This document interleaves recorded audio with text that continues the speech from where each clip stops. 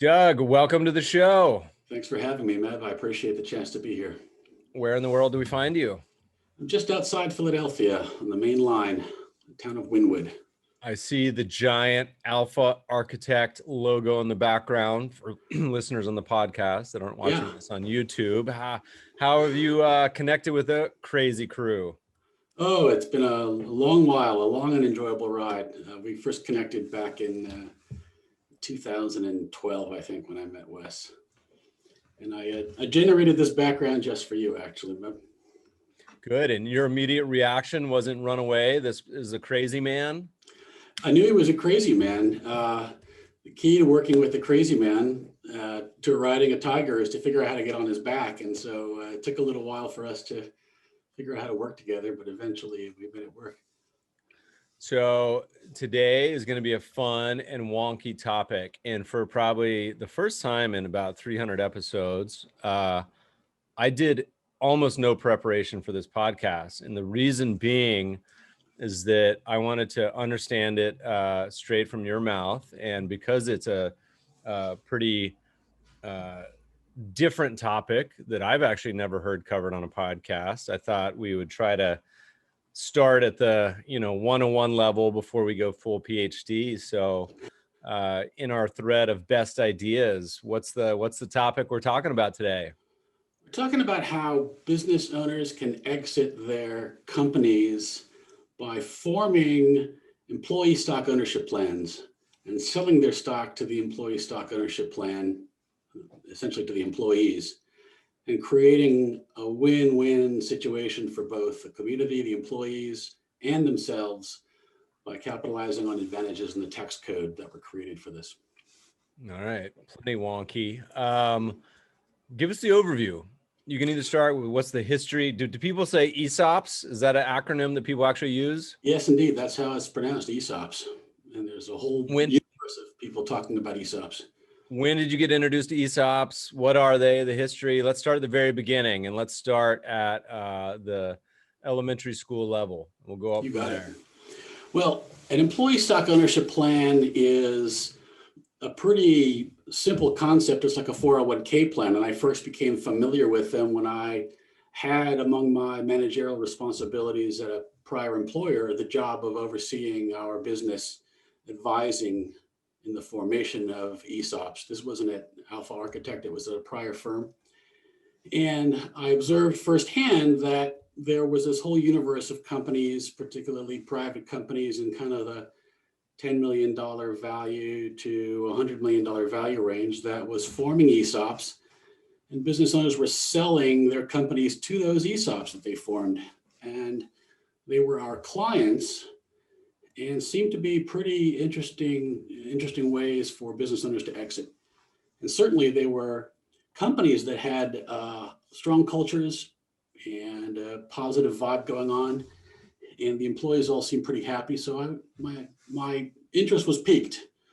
I didn't pay a whole lot of attention as it was only one of my collateral duties, but at the time, that was back in the mid 2009 timeframe.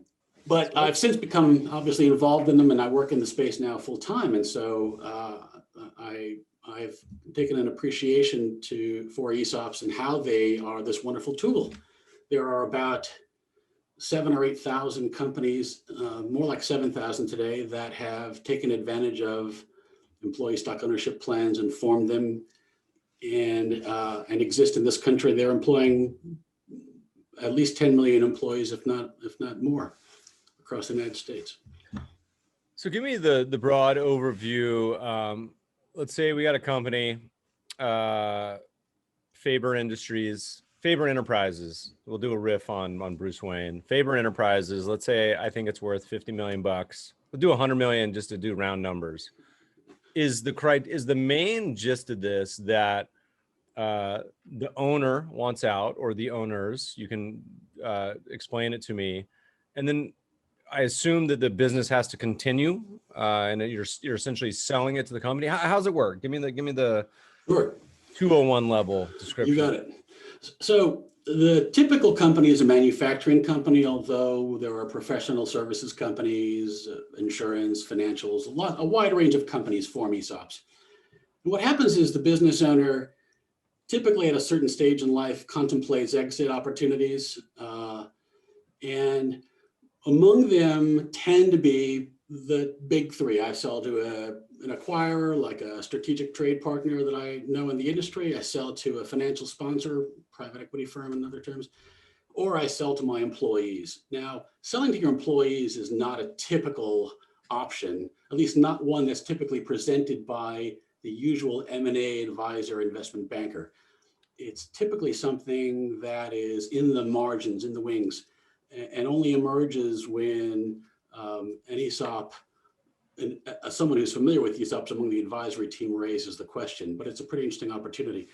So a business owner will examine the opportunities for exiting via any of these three choices, and upon a deeper inspection might learn that the culture that an ESOP creates is better for the firm, might learn that his or her after-tax proceeds are more attractive. There are any number of hooks that draw business owners into ESOPs, but by and large, they're a way for a business owner to ensure his legacy with the firm, do good for his employees who helped him build the firm, and that tends to be the usual initial draw. And the more you learn about ESOPs, I mean, you kind of get hooked. They're very interesting as you'll learn more about them. And I think that's what ultimately draws business owners in. All right. So I see some challenges and some problems and some benefit. What's the big benefit to the owner? You know, if you sell it to PE, you merge, you sell it to another company, you get the cash money, you got to pay a big tax bill, right? Yeah. Does the ESOP somewhat avoid that, or does it improve upon that? That's a good way to pose that question. It does. I used to be an M&A advisor in a prior life. I was an investment banker for a dozen years at Bear Stearns before it went through the financial crisis and got taken over. And ESOPs were never talked about when we gave advice to business owners or boards or CEOs contemplating selling their businesses, probably because there was no payday in it typically for the banker. But there are really attractive advantages for private companies, not so much for public companies, but for private companies contemplating a sale. There are a whole slew of advantages, both to the company in terms of its taxability as an entity, and also in terms of the proceeds to the business owner. A business owner who sells more than 30% of his stock can, in some instances, defer the capital gains tax on the sale of those shares. So Faber Industries, you might find that not only in addition to selling the business to your employees and thereby making them owner operators, that there is an attraction to being able to defer the capital gains taxes on the sale. And you can do that through an ESOP with a little bit of structuring. And how long is the traditional deferment? Well, you can defer taxes indefinitely. And in fact, one of the important strategies that makes these so attractive is the ability to defer your capital gains taxes through the date of your demise, and thereby passing your wealth along from this sale capital gains tax free with the step up in basis. Obviously, that's being questioned now in the Biden agenda, but it hasn't changed yet. So a obvious question is, if you got $100 million company, most employees don't have, and you're selling half, say, most employees don't have 50 million sitting around. Is it the company buying it? Are you taking on debt? Is it some sort of offering? Like how does that actually progress? Great. So when you sell your business to an ESOP, employee stock ownership plan that you've set up, you're essentially selling it along the same lines as selling it to a financial sponsor, in that the ability of the company to raise borrowings, raise debt in the capital markets will determine how much of the sale price you take away in cash proceeds versus how much you might have to take away in a seller note, an IOU from the company, right? That's seller financing. That's called a leveraged ESOP potentially if you sell all of your stock.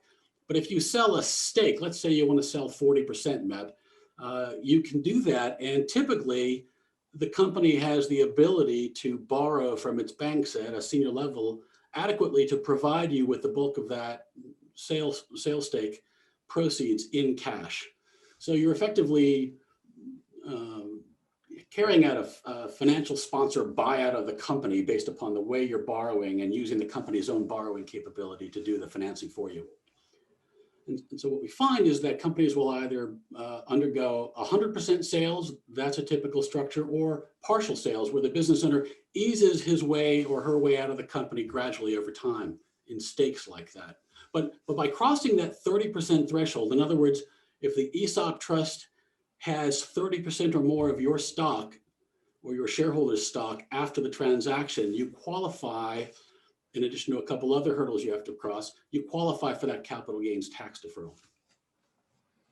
So where does how does the ownership change? The ESOP acronym implies that there's an employee aspect to this. Are the employees somehow getting a percentage stake? Is it flow through? What does the actual structure look like? Well, it's interesting. The employees don't actually own the stock in the company. What they own or are entitled to is an economic stake in stock in the company. The employee is a participant in a plan with a trust. That's what the employee stock ownership plan is built around, a trust. And that trust owns the stock, and the trustee controls those shares.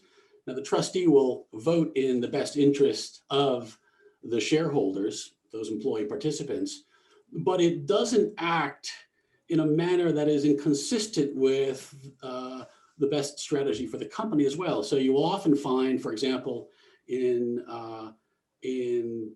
terms of strategic opportunities, that the trustee will typically align itself with the best interests of the company and not act necessarily in the short-term interests of employees. It will always act in the best long-term interests of employees, but you might find that the trustee, for example, will agree to strategic transactions to, for example, acquire or even potentially divest certain assets of the business if it's in the better interest of the firm. I wonder if you know of any case studies that you could kind of just give us an example of. One of my favorite beers as a native Colorado guy was Fat Tire back in the day, and I'm now expanded into my preference leans a little more hoppy Pilsner, but that old school Fat Tire used to love. Didn't they do a big ESOP at some point? And if you're not familiar, I would love to hear any general examples of companies that have been through the process. Yeah, breweries are interesting because they tend to have a pretty cool employee-centric vibe. And while I'm not familiar with Fat Tire per se, or maybe I do recall it going through that process, I do know that a number of breweries have gone through the ESOP formation process and are employee owned. For example, there's a Colorado-based brewer called New Belgium, which is that's the owner of Fat Tire, New Belgium. Oh, well, there you go. Yeah, so, sorry, I was talking about the beer, not the company. And yeah. I actually have a funny story. Once I was in San Francisco at a classic Irish/Indian restaurant bar. Listeners, if you are familiar with the bar in North Beach, I hope it's still there. Kennedy's, I believe was the name. Anyway, I remember chatting with a girl who says, I have one of my favorite beers. It's a Belgian beer.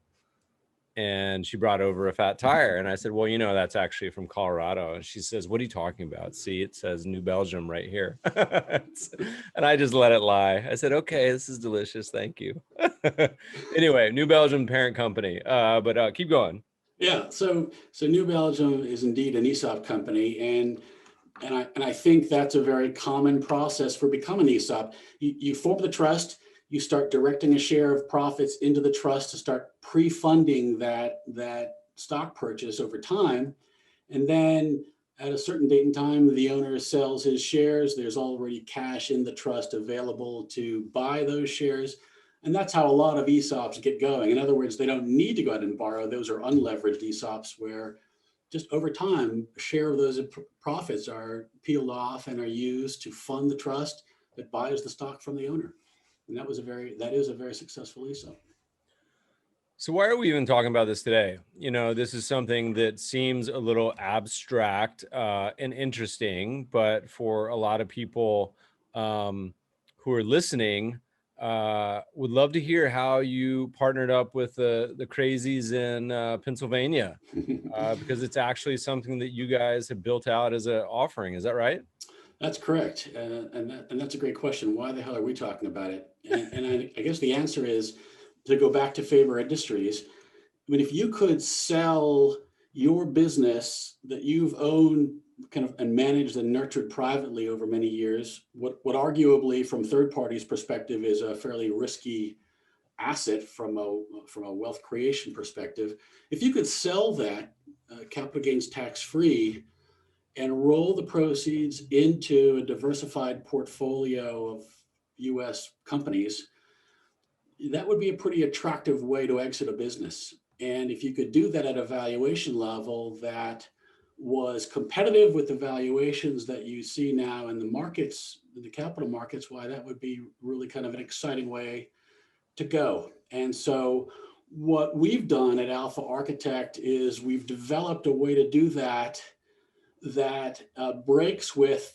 35 years of tradition and goes a new route, essentially plowing that wealth into a diversified portfolio of US large cap stocks.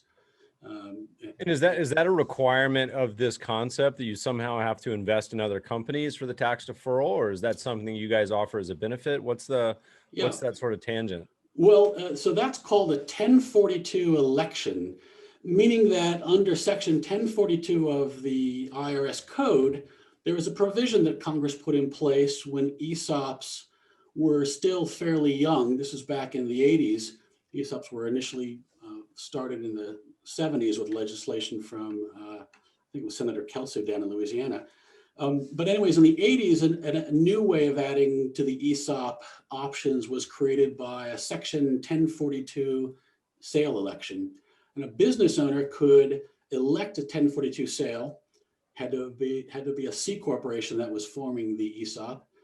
S corporations can convert prior to the transaction to create that benefit.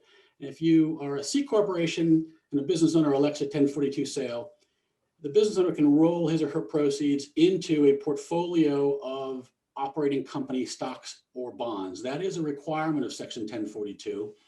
And the traditional qualified replacement property, which is the definition, the term used to define what you can roll your proceeds into or buy a rollover like a 1031 rollover, the section defines those stocks or bonds as being the securities of operating companies, domestic operating companies. Now, traditionally, there was an interesting bond created that allowed investors to buy qualified replacement property satisfying that criteria. And that bond is a very low yielding floating rate note. And I can get into the details around it. And what we've done is we've created an alternative to that is more flexible, we believe, and that allows one to buy a growth portfolio as opposed to buying a bond at par that's designed to remain at par. So anytime you hear accountants and CPAs talking about blazing new paths, I imagine people get a little nervous. What is the reasoning behind, and maybe they do, you mentioned kind of why Bear and others weren't going down this path, but if this is something that, there's nothing that entrepreneurs and business owners like more than avoiding taxes, particularly big taxes of something like a sale of a business. Is this something the banks are offering? Is it something where you guys are like the only ones out there? Kind of give me an overview of the actual setup, how it works, and what the statuses of the rest of the competitors. Sure.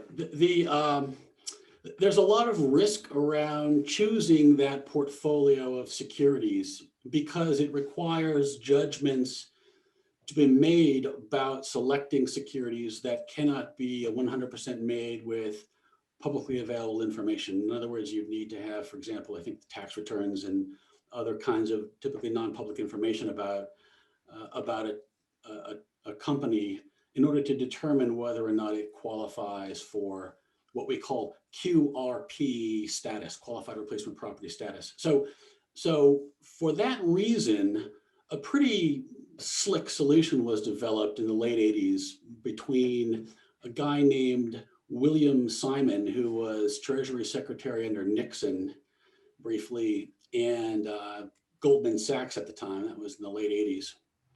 I learned about this really because I was an investment banker working on the IPO of Avis Rent-A-Car and spent a lot of time with Avis management. Avis was at one time owned by its employee stock ownership plan.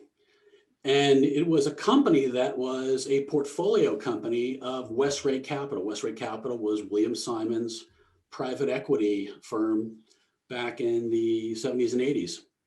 And when Bill Simon came time to sell, to exit that portfolio company, Avis Rent-A-Car, which it had bought for a few $100 million back in the 80s, it took advantage of this new 1042 sale election to defer capital gains taxes when it sold. And the way it did that was Bill Simon, probably a pretty clever man on many levels, approached his investment bank at the time, Goldman Sachs, and asked them to devise a security that would qualify for qualified replacement property compliance. And he wanted it to be a security that he could borrow against. And so Goldman came up with what is, in and of itself, a fairly atrocious investment asset, but which solves the problems of the QRP investor. And it was a bond specially designed for the business owner. And you know you're in trouble if your investment bank is designing a special security to sell just to you, because it's probably got you between a rock and a hard place. But this is a bond that has a maturity of some 30, 40, even 50 years, I've seen. But it has a floating rate coupon, and so it's designed never to change value in the face of shifting market interest rates. And I guess one of the ways that Goldman Sachs enticed the earliest issuers of that bond, and there are names like Procter & Gamble, they tend to be now dominated by the financials, but at the time they were more consumer goods companies, General Electric, for example. They enticed them by making these bonds very low cost. In other words, the coupons were below market. So these bonds pay 3-month LIBOR minus something like a spread of 30, 40 basis points or so. And so Goldman approached its best clients. It got someone to issue bonds to Bill Simon. And essentially Bill Simon bought these bonds. He bought $1 billion worth of bonds and then gave them to Goldman to hold as collateral. And he borrowed against them. He borrowed something like 90% loan to value and was able to walk away with the proceeds and use those proceeds any way he wanted. So he was complying with QRP compliance, which required that he buy qualified replacement property, but in a sense, he was buying those bonds so that he could essentially borrow against them and monetize them by getting a loan from Goldman against those bonds and going off into the sunset tax deferred. That's and the idea handful. was, of course, yeah, exactly. The idea was that Simon would buy these bonds that would extend beyond his life expectancy and be able to defer those taxes indefinitely. Of course, what is implicit in that is that you're going to pay the piper for that privilege, right? You're going to borrow 90%, maybe a little less these days, on your bonds, and that remaining 10 or 15% of collateral is going to kind of sit there as collateral cushion, earning whatever that coupon is. Well, today that coupon is 0. And the loan on those bonds, and this is typical in a low interest rate environment, the loan on those bonds is a spread today of 100, 125, 150 basis points. And so you're writing a check for the privilege of that loan every quarter, every month. And that's a very expensive way to get access to your money. And God forbid the bonds should mature before you meet your demise. God forbid that the issuer should call those bonds. And now they're typically call protected for 20, 30 years, but there is callability allowed in the bond structure eventually. And so anyways, you've got a series of issues that could rear their heads over time. But that's been the default. That asset's been the default qualified replacement property now for 30 or 35 years until we developed our strategy, really.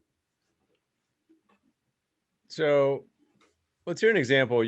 When did you guys start offering this as an offering, and what is it you guys actually do? I've read through kind of the post on the website, but maybe give us kind of an example of how this has worked in practice in the last few years.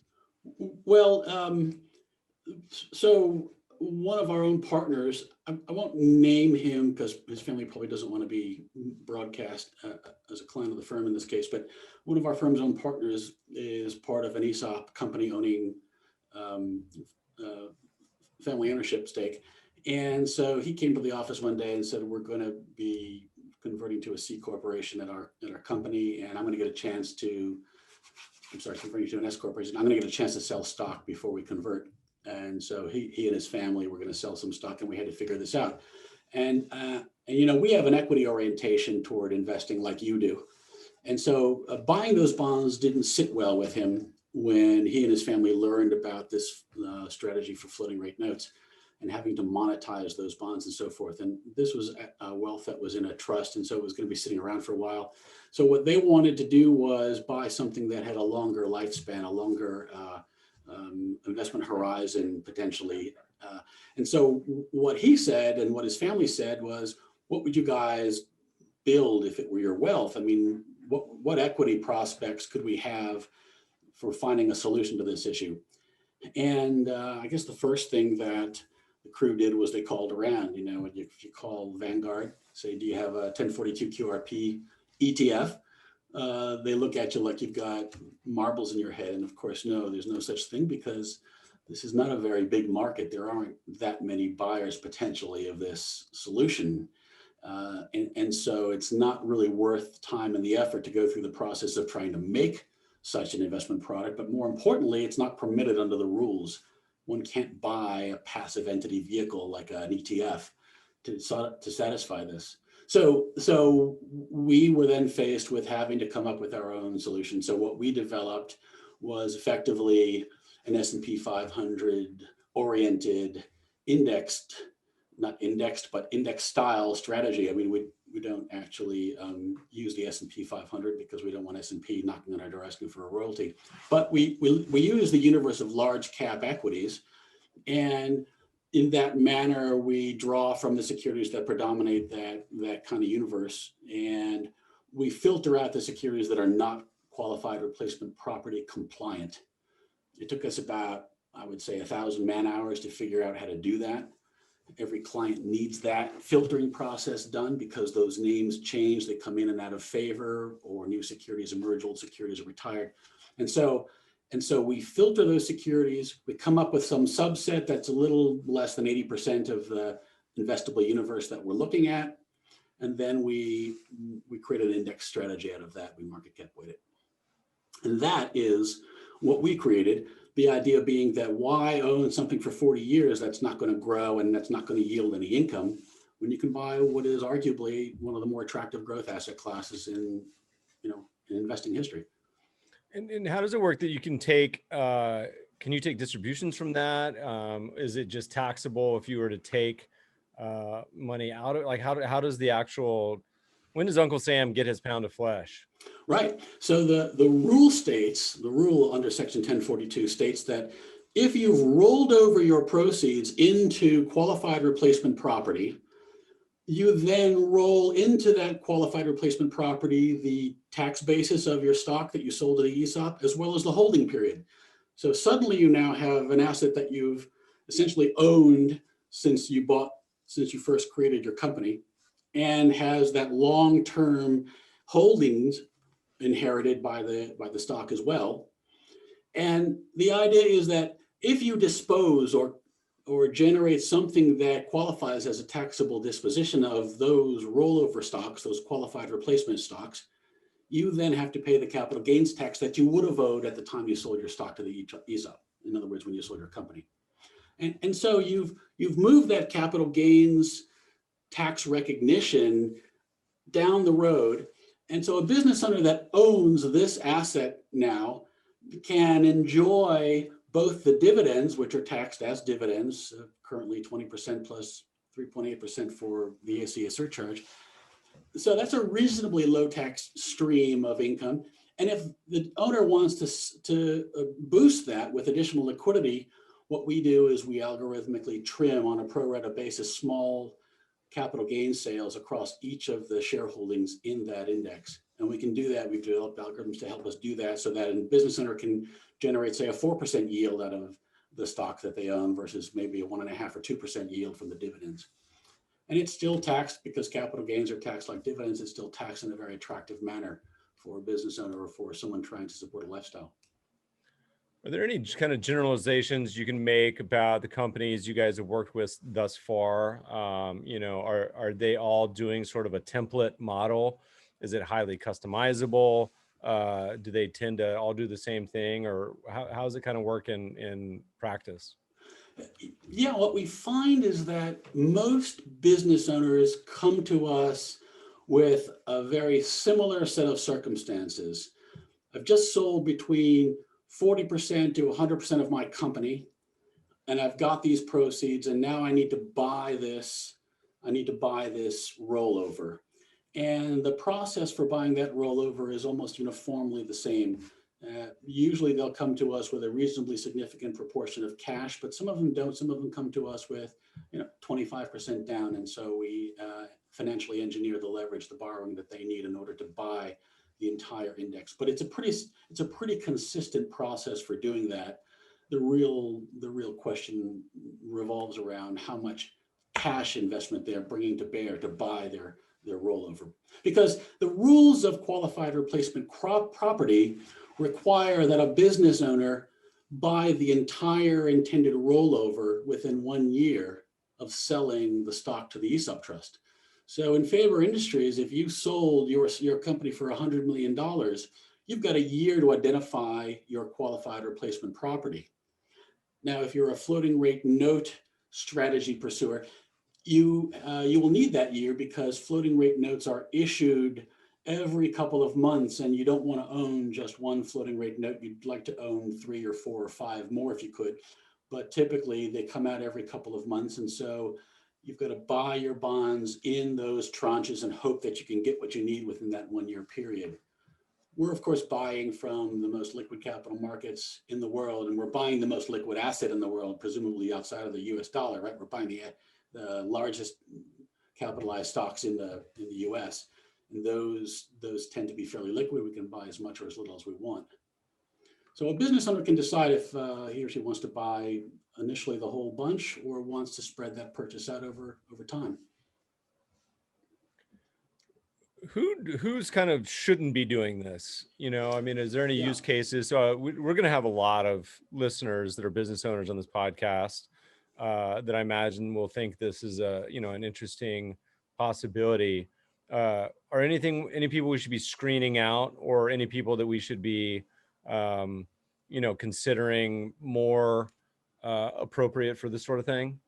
That's a great question. Our client base covers probably the entire gamut. We had, alas, one client who passed away shortly after she sold her stock within about a month, and it worked as advertised. We helped her to document her purchase so that she was able to go through, her estate was able to go through the procedure to document that they complied with QRP, and her step up in basis was apparently completed. And last I heard, her estate was sadly doing well, given the totality of the circumstances. So, I guess I would say to you that if you are infirm and very elderly, floating rate notes might make a lot of sense for you because, as we all know, equities are a longer term investment asset. Equities are not for everybody. And so if you're probably looking at less than 10 years of actuarial lifespan ahead of you, you might want to consider floating rate notes. They're just as flexible as our equities, and some would argue they're even more flexible. We're not sure that that's the case, but at least it's an asset that is appropriate to the condition of that age and that demographic of the business owner. A younger investor might want to have a more growth-oriented asset, but 10 years is probably the minimum horizon you'd want to have ahead of you if you're considering an equity portfolio. So the elderly and the infirm would certainly want to consider floating rate notes. We encourage all investors to look at all the strategies out there, predominantly floating rate notes in our strategy, We don't want to try to railroad anybody into the strategy, but we think that our strategy has a number of benefits that are kind of unique. But as far as companies, you didn't ask that question, and that's an interesting question. Like, what kinds of companies do ESOPs, and what kinds of companies are well suited to ESOPs? And I'd suggest to you that a company that's growing 30% a year, maybe in an interesting emerging technology, would not be an ideal candidate for an ESOP, for example, because that creates certain obligations for buying shares for future employees that might be very expensive, very costly in a fast-growing, fast-appreciating equity-based business like that. A slower industrial business or a business with growth maybe between 5 and 10% per year would probably be ideal to have the full flexibility of considering an ESOP. So, give you the mic for a little bit, take over the conversation. What haven't we talked about this that is a interesting discussion, or is there any areas we didn't dive in deep, or you think we didn't talk about, things I didn't ask? What else about this whole ESOP concept is useful to discuss? Yeah, ESOPs are really fascinating. There are two predominant forms of ESOPs that one can pursue, employee stock ownership plans. One is an S corporation ESOP, meaning that the company that is able to use this ESOP is taxed as an S corporation currently. Public companies can't really do ESOPs for these benefits. They have other interesting benefits that accrue to them. And so you'll find a number of public companies have very small employee stock ownership plans. They check a box and are able to derive certain benefits, but they're largely divorced from what we've been talking about, which is the benefit of an employee stock ownership plan in these kinds of interesting taxable ways. So an S corporation whose owner elects an ESOP can, in theory, become a 100% tax-free entity. So if a business owner sells 30% of her stock to an employee stock ownership plan trust that she forms for the benefit of the company buying those shares on behalf of its employees, the 30% of stock then receives distributions tax-free because a qualified plan pays no income taxes. And again, an ESOP trust is just like a 401k trust in that it is a qualified investment plan. So as such, it's a non-taxable entity. So when an ESOP owns the shares of an S corporation, all of the shares, all of those distributions then become tax-free. And of course, any entity that owns 100% of the stock of a company is a non-taxpayer if it's a qualified plan like that. So it's really interesting when you think about it. In fact, it brings up a funny story. There are laws in place to prevent small companies with just a handful of employees from taking advantage of these rules to make their companies entirely tax-free. And that's because, according to anecdotes that I've heard, Jerry Seinfeld and his production company was a one-man ESOP. And he owned a company that elected an ESOP sale, and he became the one participant in his plan. And so Jerry Seinfeld pays no taxes on his business's earnings, which is pretty interesting, but that's not the reason why Congress put in place these interesting benefits. Congress is encouraging ESOPs because they create wonderful benefits for employees, for their families, their communities, and of course for the legacy of the company itself and the business owner. And they don't want that being abused by small groups of wealthy individuals who are seeking to create a tax-free entity. And so they've developed a series of rules to prevent abuses. But that doesn't mean, though, that a 20-person firm or larger that is an S corporation can't undertake to make an ESOP like this. And all distributions, as I said, from the shares then are distributed tax-free. In a less than 100% owned S corporation ESOP, the distributions are taxed outside of that ESOP. And so typically what happens is the company will distribute funds so that the shareholders can pay the firm's their taxes And so there's not quite as much efficiency then in those more minority ownership structures. On the other hand, a C Corp is the entity, the tax structure that permits a business owner selling their stock to defer capital gains taxes. Now, there have been rumors around that Congress is going to consider potentially allowing that deferred tax benefit for business owners of S corporations who sell their stock to enjoy that same capital gains tax deferral. But that's currently now purely the remit of C corporation owners.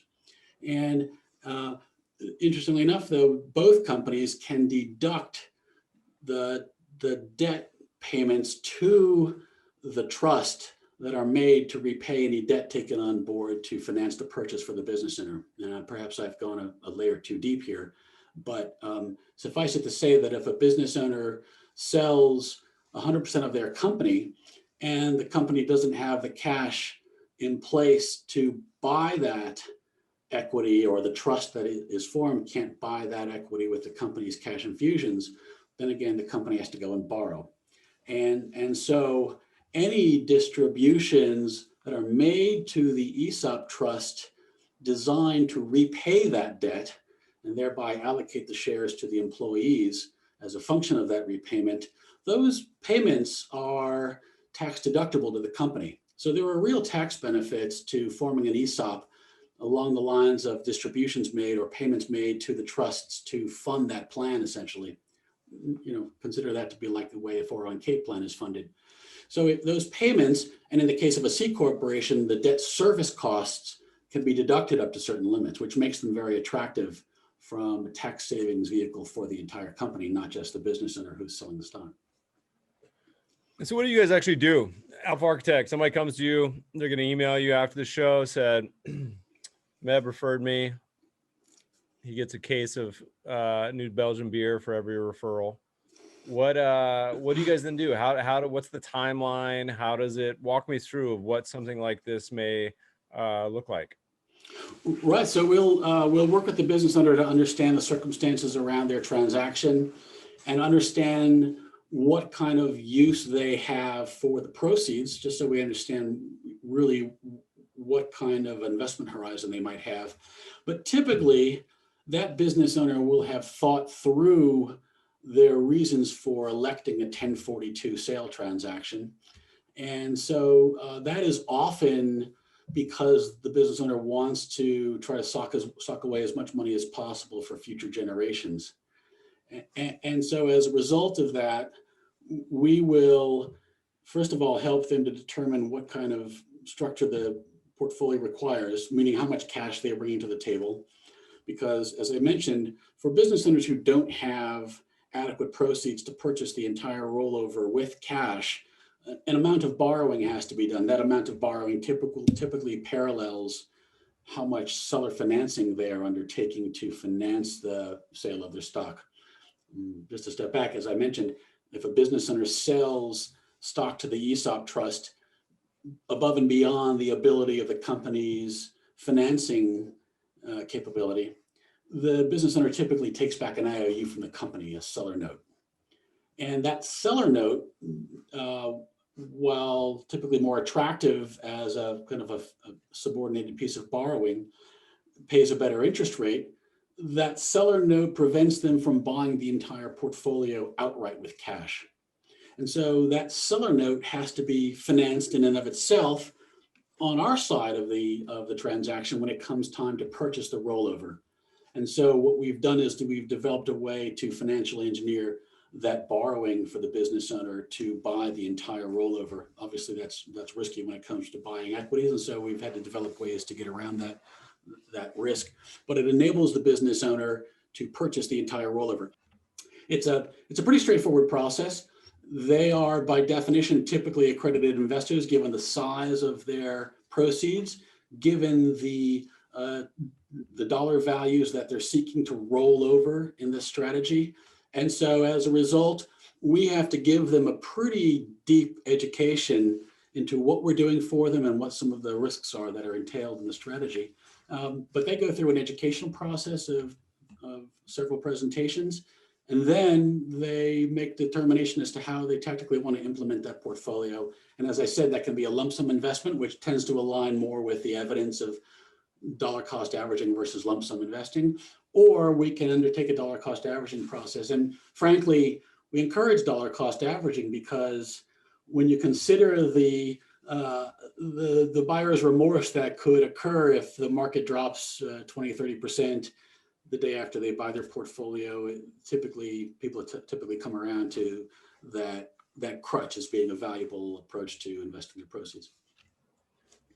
What's the time frame? How long? So someone emails you tonight. What's how all this take? How long? Yeah, we can get it done in typically about 2 weeks if the stock is titled in the individual's name that they sold to the ESOP, meaning that what we have to do is open an account for them. We have to get them to sign an investment management agreement with us. And more importantly, we have to educate them about the strategy and about the risks that it poses and so forth, and work with them. But if they're in a hurry, we can get it done very quickly. As I've said, we've gotten these investments done for some clients in a matter of a couple of days, but that's usually a painful process for everyone involved. More likely, a client will come to us after they've completed their ESOP sale, and they'll opt for a longer process that entails a more measured entrance into the market, typically over 3 or 4 tranches. We call it dollar cost averaging, but it really is 1, 2, 3, 4 quarters, 4 equal investment amounts. Assume you guys don't do this for free. How do you guys work with companies? Is it fee based? Is it project based? Is it hourly based? What do you guys do? It's advice fee based. So our advice fee is on our ADV disclosures, but the advice fee is charged on the amount of the assets that the client is investing. And so that's tiered depending upon the total value of those assets. We work with other RIAs who might bring clients to us because, again, we want, our culture, it's win-win, right? Win-win-win, as many wins as there are party constituents. And so Wes is very keen, as am I, to be able to work with other RIAs, because the alternative is potentially that the RIA who's been nursing this client along for many years is going to get edged out of advising the client if the client opts to work with one of the investment banks. And so what we'll often do is work with those RIAs to educate them about the process. We'll typically work under a solicitor's arrangement with them and share with them a piece of our advice fee. And so that, as I said, that advice fee is all disclosed in our ADV. We're happy to talk to people about it one-on-one. The nice thing about podcasts like this is we've chatted with a few. I mean, I think most investors are familiar with the old school real estate exchange. What is that, 1031? Yes, sir. 1031. Yeah. We've talked a lot about the QSBS, which I think is 1202. Yep. I've never heard of this, not surprisingly. Wes and had sent me his blog post you guys did a while back. This was a couple years ago, I think. Yeah. And I just, like many, just eyes rolled back in my head. And so we did a poll the other day asking investors about QSBS, and it was, I think, 95 or 99% said they never heard of it. Mm-hmm. And so I imagine on this one, it may be straight up 99.9. We got a bunch of Alpha Architect followers, so those would be the only ones that have heard of it. So I love that there's something new we're unraveling. And like many things with accounting and estates and taxes, it's a double dose of frustration, complexity, and just pain in the assness, right? Yes, exactly. You've nailed it. And to add to the challenge, often the advisors around an ESOP won't get to the topic of 1042 in detail until the end of the transaction. So the business owner doesn't really appreciate the complexity that she's in for, or he's in for. And at the end of the transaction, it's like, wow, so I got to jump through these hoops to do this.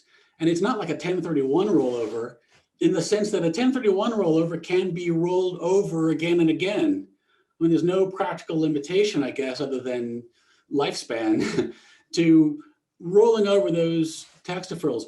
Well, this is like a one-shot kill. You only get one chance to choose your qualified replacement property. And so you really have to understand what it is you're getting into. And we often get phone calls from business owners who have sold their companies through these ESOPs and opted for the floating rate note strategy.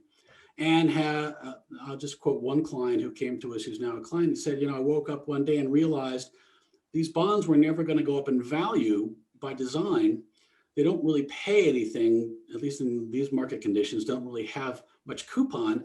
And so my only choice forever and ever is to borrow against these bonds. And I woke up, and thank goodness I still had a few months left in my year. And that's when the investor called us, and we were able to find a buyer for his bonds, first of all, because the banks don't want to buy them back at par. They want to, occasionally they'll buy them back at a 99.5 or so. But what we were able to do was find a competing bidder on the bonds to make his original bank behave and make him a nice offer to buy back the bonds, and then get him into our strategy relatively quickly. And that investor is presumably much happier now that he's got 2.5 or 3 years of growth under his. Past performance is no guarantee, obviously. So as we look to the horizon, it's 2021, which feels weird saying we're recording this in January, probably not gonna be out till February. I think the assumption of most participants is that taxes probably aren't going down. If anything, they may be going up. What do you guys see, as you talk to people? Is this something that you'll expect an uptick in deal flow and interest in this sort of concept based on policy? Give us just your general thoughts on the outlook of the future. Anything else on your mind? Yeah.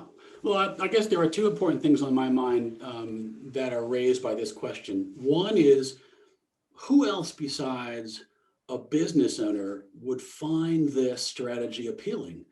And I think that this is a missed opportunity, or at least has been, and I'm keen to see it change. A middle market private equity firm that seeks among its fund investors typically large private individuals who are tax sensitive. That private equity investor is an ideal 1042 sale elector.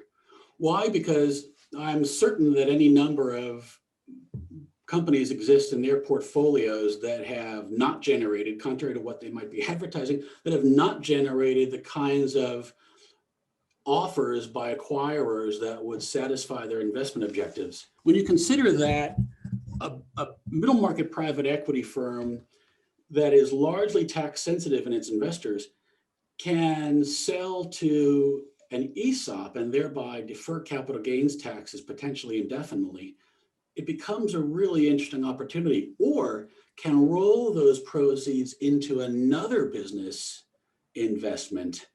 Well, how interesting is that? We have a client, the first I'd heard of it, who is a in fact, runs a middle market private equity firm based here in southeastern Pennsylvania. And these two partners exited one of their businesses to an employee stock ownership plan. And so they were able to capitalize on this structure to exit their business and roll those proceeds into a large cap equity index universe and defer capital gains taxes. It felt to me like the ideal solution for a middle market private equity firm whose investors, and there were about 8 or 10 of them sitting around the table, were all seeking 1042 rollover opportunities. How cool is that? So private equity has a real interesting opportunity, and I'm keen to get the word out there. I was going to start getting on that dog and pony show, but got kind of busy with the business as it developed. So that's one universe. But then you've got the tax law changes that you've talked about now and how it applies to individuals. So just by way of refresher, if you don't sell your company to an employee stock ownership plan and you sell it through other means and get your proceeds over time, you are typically going to have installment sale tax treatment on the sale proceeds, meaning you'll pay your taxes as those installments are made to you. Well, that is an installment sale of a tax deferred nature, and it's on the schedule of the government. why not elect a 1042 sale and control when you pay those taxes? Because by electing 1042 and rolling all of this over, you now have the choice as to when you want to pay those taxes. And so it just makes sense from the standpoint of taking control of your tax liabilities and your cash flows that you would want to have that control in your own power.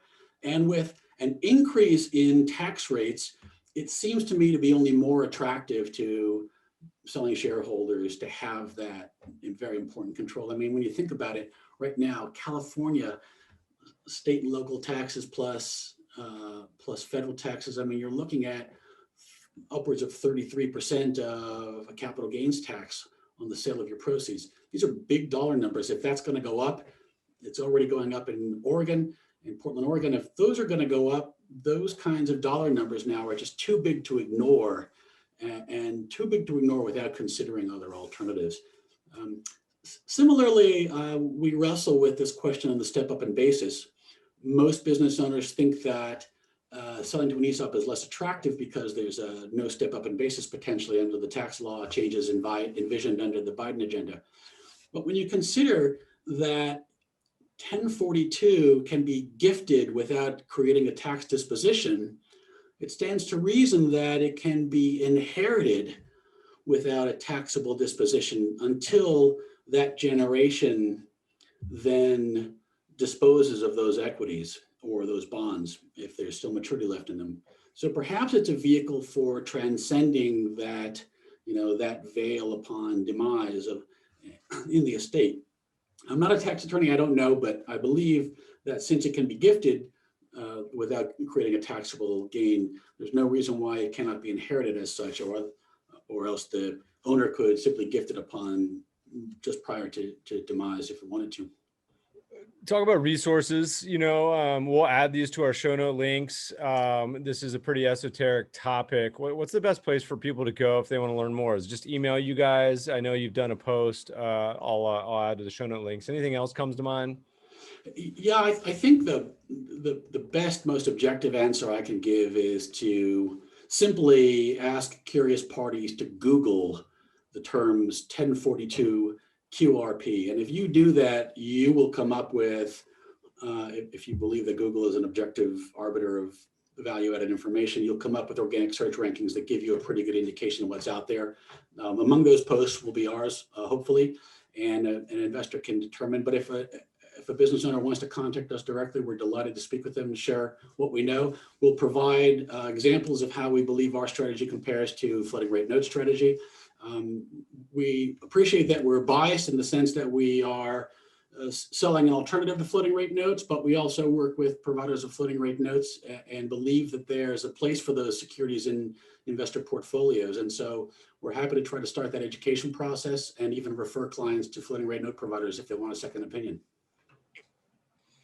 Doug, I love it. Looking back on your career, you've been at some interesting spots. What's been your most, I imagine you still got some Bear Stearns gear? Oh yeah. I got a bunch of stuff from Bear. I recently wore a Bear Stearns sweatshirt that I gotten, and this was at a poker tournament. People were trying to buy it off of my back. I had the benefit of serving in the military, like Wes did. I was in the Navy. After the Navy, I joined Bear Stearns and spent about 11 and a half years there. Unfortunately, the financial crisis changed the course of my career, but I'm delighted to have wound up where I am working with this wonderful crew. And as you know, Wes is a lot of fun to work with and one of the smarter guys that you're liable to encounter. And so he and this wonderful team he's assembled have just made what I do so much fun. Managing the strategy with them is just so enjoyable. Great crew for sure. What's been your most memorable investment on your side as you look back in your history? Anything positive, negative, in between come to mind? Oh God, yeah. Do what I do, and you'll be a good poster child for what not to do. I was an early investor in Telmex, early because I'm older than you guys are. We're talking about the mid '90s, and of course, not early enough to have bought it when there was any profit left in it. So I realized that chasing returns was a terrible way to invest early on, And so I've never done that since. And so I stand back and watch what's going on in Tesla and watch what's going on in GameStop and so forth. And I have to just marvel. And, you know, you got to love the capital markets for these kinds of things. But boy, it's like jumping into a bull ring, getting in there to try to play that game. Well, by the time this publishes, those will be anywhere between $10,000 and $1 per share. Who knows which? I also have been a shareholder of Telmex back in the day, so Back in the day. I can sympathize. Doug, it's been so much fun. Where do people go? They want to find out more. They want to email you. You guys chat a little bit about ESOPs. What's the best spot? Best place is www.alphaarchitect.com, and you can find us under all of those. You can follow the links to our strategies, or you can reach me simply at doug@alphaarchitect.com. And we appreciate any interest. Inbound interest. We'll try not to abuse it. Perfect, Doug. Thanks so much for joining us today. You're very kind to have me on. Thank you very much. It's been a pleasure.